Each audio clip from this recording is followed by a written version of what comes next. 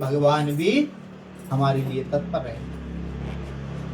तो इस प्रकार का भाव जिस व्यक्ति में हो जाता है वह सब प्रकार से आनंद को प्राप्त करता है। ऐसे ही आज ये ब्राह्मण ऐसे भाव से गया है तो इसको सब प्राप्त हो रहा है। और घर में आया, सायंकाल में सुंदर भगवान का पूजन करने का मंडप बनाया, सब बंधु बांधवों को बुलाया, आज मेरे घर में भगवान का पूजन है, आप भी वहीं भोजन करेंगे। आश्चर्य सभी बंधु बांधवों के जिसके खाने के लिए नहीं था आज सबको भोजन करा रहा है। होता ही है, जिसके यहाँ अगर नहीं होगा ना तो आदमी थोड़ा उससे भी जाता है, बोले क्या कहीं से धन तो नहीं हो गया, अच्छी भावना से आता है, बुरी भावना से आता है।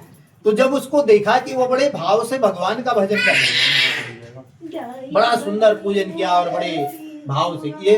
इसमें वैसे सत्यनारायण का पहले पूजन ही हुआ करता है। इसमें 4 प्रकार का पूजन है भगवान सत्यदेव का।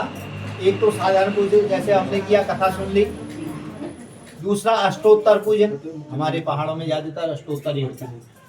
108 दूर्वा, 108 जौ, 108 तिल, 108 अक्षर, ये चढ़ाते हैं। 108 नाम, जैसे कल भगवान शंकर का किया ना अष्टोत्तर, ऐसे ही सत्यनारायण का भी अष्टोत्तर पूजन। और तीसरा पूजन है सहस्राक्षर, 1100 नामों से इनका पूजन। और चौथा है लक्ष्य, 1.25 लाख मंत्रों के द्वारा इनका पूजन होता है। तो वही सामग्रियां उन नामों के द्वारा चढ़ती हैं। तो कहने का तात्पर्य इस प्रकार से भगवान का 4 प्रकार का पूजन है। और उसके बाद कथाएं तो फिर जैसे जैसे लोगों ने किया फिर कथाएं बनती गई, उसको पुण्य मिला, उसको पुण्य मिला, जैसे इसमें बनी। पहले ब्राह्मण ने किया, फिर लकड़हारे ने किया, फिर उल्का मुख नाम के राजा ने किया, फिर जो है साधु नामक वैश्य ने किया, और उसके बाद तुंगध्वज राजा ने किया, ग्वाल बानु ने किया। सारा वृतांत फिर कथाएं बनती गई। इस प्रकार से 7 अध्यायों में पहले कथा थी, इसको अब 5 अध्याय में कलयुग में समय थोड़ी और देर हो जाएगी। पंडित जी कितनी देर में होगी? आज तो समय नहीं है। ये कथा महात्मा जो है, जो सत्यनारायण भगवान की कथा है, ये जो है 1 घंटे से लेकर के 7 दिन तक का महात्मा है। ये भागवत का छोटा स्वरूप है।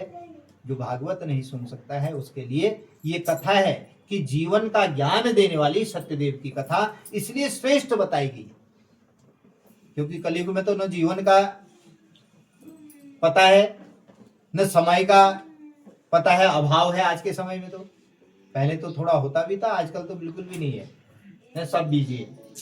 तो 1 घंटा कोई निकाल ले वही बहुत। कहने का तात्पर्य इस प्रकार से इस ब्राह्मण ने बड़े भाव से इस कथा को किया, इस पूजन क्यों किया, उसका प्रभाव हुआ कि यह अपने ब्राह्मण समाज में श्रेष्ठ हो गया। और सब इसको देख करके सब अपने अपने घर में भी पूजन करने, जैसे आज कलयुग में हो रहा है। पहले कौन करता था? बड़े मुश्किल से किसी घर में दिखाई देती कि पूजा पाठ हो रही है। आज तो हर व्यक्ति करने को, क्योंकि संपन्नता भी आ गई, लोगों में भाव भी बन गया, और कोई दिखावे से भी कर रहा है, देखा देखी भी कर रहा है। कहने का तात्पर्य आज के समय में धर्म चरम पर है। बस इतना है कि आज सबसे ज्यादा स्वार्थ है।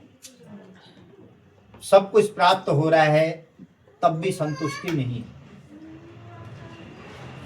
धर्म चरम पर है। इतना सतयुग में नहीं था जितना आज कलयुग में है।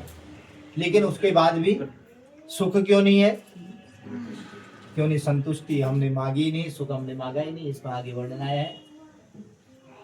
ऐसा महात्मा हमारा इस कथा का है। कह रहे हैं इस प्रकार से, जब यह ब्राह्मण अनेक प्रकार से और पौर्णमासी संक्रांति में भगवान का पूजन करते हुए, सब बंधु बांधवों में पूजन कराते हुए यह सुख समृद्धि से युक्त होकर के अंत में परम पद को प्राप्त करता है, तो सूत जी महाराज कहते हैं इस प्रकार से मैंने ये महात्मा नारद जी के मुख से सुना, आपको सुनाया। अब आप क्या सुनना चाहते हो? बोले प्रभु आपने बड़ा सुंदर वृत्तांत बताया, आगे इस कथा को किसने क्या, किस प्रकार किया, विस्तार पूर्वक बताया। बोले हे ऋषियों सुनो, यही ब्राह्मण एक बार अपने घर में बड़े वैभव विस्तार से इस कथा को कर रहे थे, तो उसी समय एक लकड़हारा लकड़ी बेचने के लिए जाए, और इस ब्राह्मण को वृत्ति देख करके यह भी कथा मंडप में आया, प्यास भी लगी हुई थी, थोड़ा जलपान भी कर लूंगा, ऐसे भाव से जब